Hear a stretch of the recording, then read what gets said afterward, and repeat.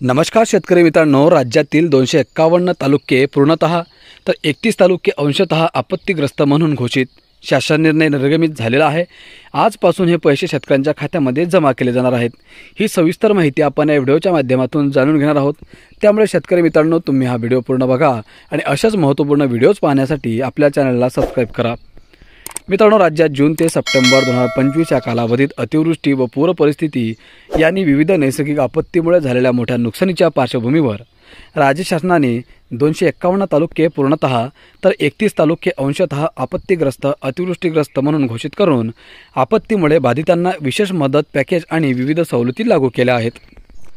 तसेच आपत्तीग्रस्त तालुक्यातील बाधितांना दुष्काळ सदृश परिस्थिती लागू असणाऱ्या सवलती देण्यास मान्यता देण्यात आली आहे। या संदर्भातील शासन निर्णय निर्गमित करण्यात आला आहे, अशी माहिती मदत व पुनर्वसन मंत्री मकरंद जाधव पाटील यांनी दिली। अतिवृष्टी व पुरामुळे शेती पिकांचे नुकसान, शेतजमीन वाहून जाणे, घरांची पडझड, जनावरांची हानी आणि मालमत्तेचे नुकसान झाले आहे। या सर्व आपत्तीग्रस्तांना तातडीने दिलासा मिळावा म्हणून राज्य शासनाने हे विशेष पॅकेज लागू केले आहे।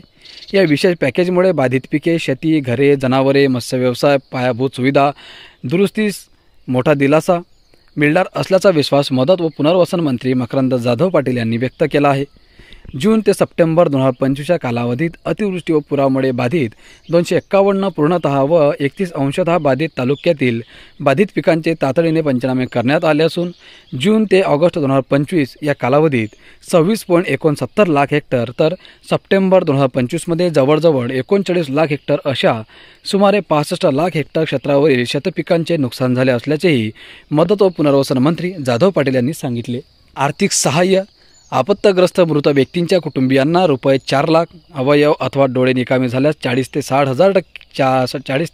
60% अपंगत्व आल्यास रुपये 74,000, 60% अधिक अपंगत्व आल्यास 2,50,000, जखमी व्यक्तीस रुग्णालयात 1 आठवड्यापेक्षा अधिक कालावधीसाठी दाखल झाल्यास 16,000, 1 आठवड्यापेक्षा कमी कालावधीसाठी दाखल असल्यास 5,440 रुपये। घरांसाठी मदत कशी असणार आहे तर पूर्णतः नष्ट झालेल्या पक्क्या कच्च्या घरांसाठी सपाट भागातील प्रगती प्रति घर रुपये 1,20,000 तर डोंगराळ भागातील घरांसाठी 1,30,000, अंशतः पडझड झालेल्या घरांसाठी किमान 15% म्हणजेच पक्क्या घरांसाठी प्रति घर 6,500 रुपये, कच्च्या घरांसाठी प्रति घर 4,000 रुपये, प्रति झोपडी 8,000 रुपये, प्रति गोठा 3,000 रुपये। मृत जनावरांसाठी जाहीर केलेली रक्कम असणार आहे। दुधाळ जनावरांसाठी प्रति जनावर 37,500 रुपये, ओटकाम करणाऱ्या जनावरांसाठी प्रति जनावर 32,000 रुपये, लहान जनावरांसाठी प्रति जनावर 20,000 रुपये, शेळी मेंढी प्रति जनावर 10,000 रुपये 4,000 रुपये आणि प्रति कोंबडी 100 रुपये असे दिले जाणार आहेत। शेतकरी मित्रांनो, पिकांच्या नुकसानीसाठी किती पैसे मिळणार आहे तर प्रति हेक्टर 8,500 रुपये, मर्यादा आहे 3 हेक्टरपर्यंत। आश्वासित सिंचनाखाली बागायती पिकांसाठी प्रति हेक्टर 17,000 आणि बहुवार्षिक पिकांसाठी प्रति हेक्टर 22,500 रुपये, त्याची मर्यादा 3 हेक्टरपर्यंतच आहे। शेतजमिनीचे नुकसान झाल्यास नैसर्गिक आपत्तीमध्ये शेतजमिनीवरील गाळ काढणे प्रति हेक्टर 18,000 रुपये आणि दरड कोसळणे, जमीन खचणे व नदी प्रवाह बदलामुळे शेतजमीन वाहून जाणे यासाठी केवळ अल्प व अत्यल्प भूधारक शेतकऱ्यांना प्रति हेक्टर 47,000 रुपये मदत देण्यात येणार आहे। मत्स्य व्यवसायांच्या बांधवांसाठी मत्स्य व्यावसायिकांना बोटींची दुरुस्ती, जाळी यासाठी बोटींची अंशतः दुरुस्ती 6,000 रुपये, पूर्णतः नष्ट झालेल्या बोटींसाठी 15,000, अंशतः बाधित झालेल्या जाळ्यांच्या दुरुस्तीसाठी 3,000 रुपये आणि पूर्णतः नष्ट झालेल्या जाळ्यांसाठी 4,000 रुपये मदत देण्यात येणार आहे। इतर सवलती मित्रांनो, नैसर्गिक आपत्तीमध्ये बाधित शेतकऱ्यांसाठी आणि नागरिकांसाठी सवलती लागू केल्या असून यामध्ये जमीन महसुलात सूट, सहकारी कर्जांचे पुनर्गठन, शेतीशी निगडीत कर्जाच्या वसुलीस 1 वर्षासाठी स्थगिती, तिमाही वीज बिलात माफी, परीक्षा शुल्कात माफी व 10वी आणि 12वीच्या विद्यार्थ्यांची फी माफी या सवलतींचा समावेश करण्यात आला आहे।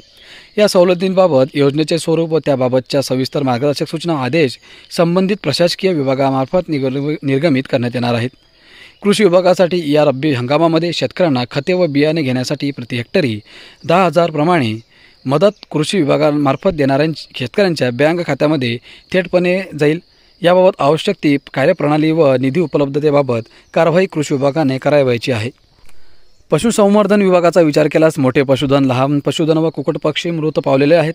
याबाबत शासन निर्णय 27 मार्च 2023च्या निकष व दरानुसार मदत व पुनर्वसन विभागाकडून मदत दिली जाईल. याबाबतची कार्यवाही जिल्हा स्तरावरून प्रचलित निकषानुसार उपलब्ध असलेल्या उन्नय प्राधिकरण सूचनेनुसार सुविधेनुसार तातडीने करावी.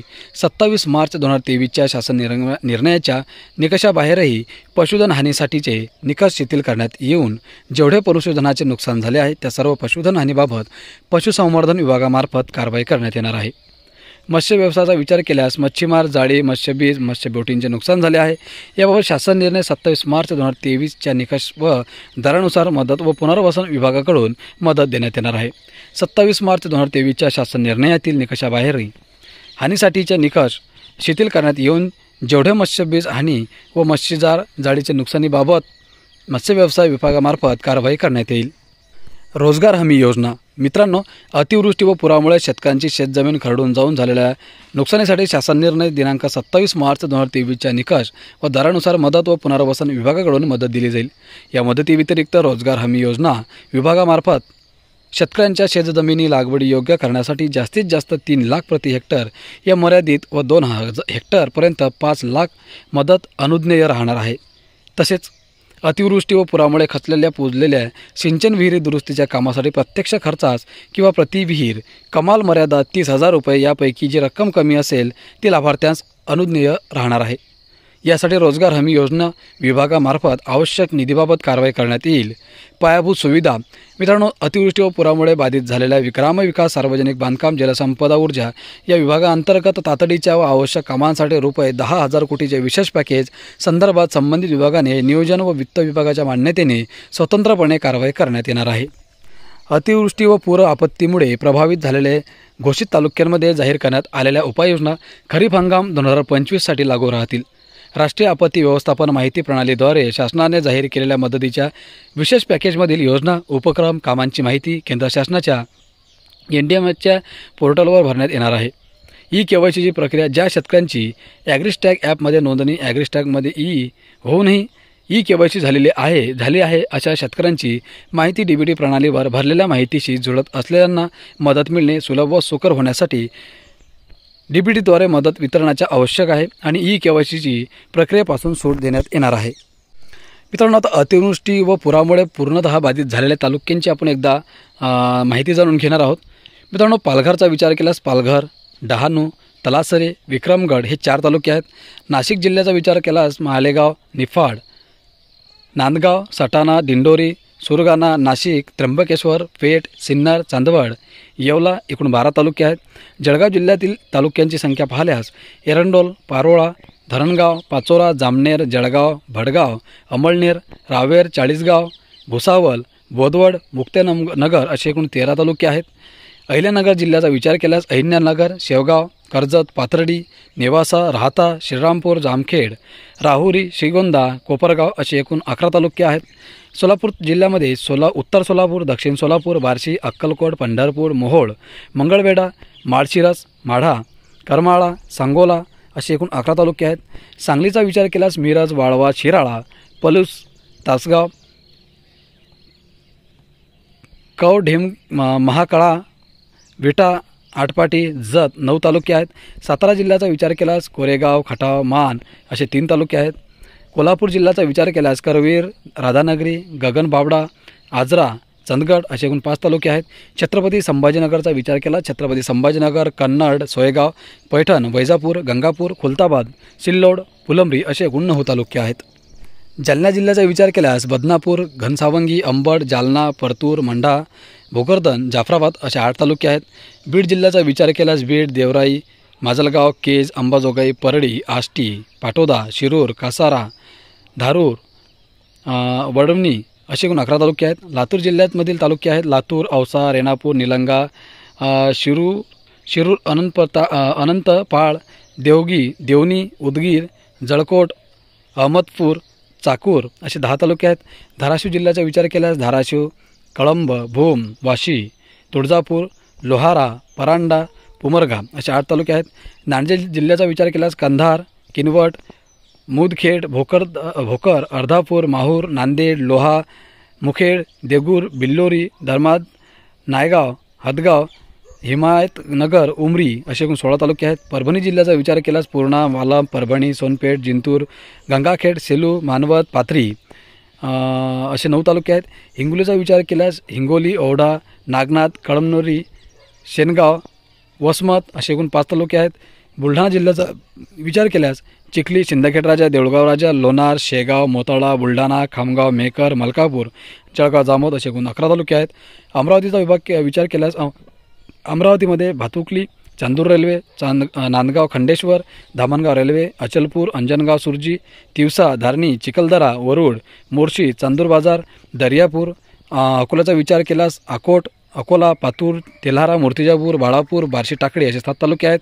वाशिम जिल्ह्याचा विचार केल्यास वाशिम, रिसोड, मालेगाव, मंगळूरपीर, कारंजा, मानोरा असे एकूण हे 6 तालुके आहेत. तर मित्रांनो, अशा प्रकारे राज्यातील या विविध जिल्ह्यांमध्ये एवढ्या तालुक्यातील शेतकऱ्यांना ही मदत जाहीर केली जाणार आहे आणि हे पैसे पाठवले जाणार आहेत. अजूनही काही जिल्ह्यातील तालुके सुटले असतील तर ते आपण पुढील व्हिडिओच्या माध्यमातून घेऊन येणार आहोत. कारण असं की व्हिडिओ खूप लाभ होणार आहे आणि जास्त लांब झाल्यामुळे तुमचंही पाहणं हा व्हिडिओ जिवार येतो हे आपल्याला माहीत आहे. त्यामुळे तुमच्याही भावनांचा विचार करून हा व्हिडिओ आता इथेच थांबतो. आपण परत भेटूयात पुढच्या व्हिडिओमध्ये काही महत्त्वपूर्ण योजनांची माहिती घेऊन, नुकसान भरपाईचे पैसे आणि किती प्रमाणात मिळणार त्याची माहिती घेऊन आणि तुमच्या तालुक्याची जे नावं आहेत ते देखील आपण पुढच्या व्हिडिओच्या माध्यमातून घेऊन येणार आहोत. त्यामुळे असेच व्हिडिओ पाहण्यासाठी सबस्क्राईब करा, शेअर करा. धन्यवाद.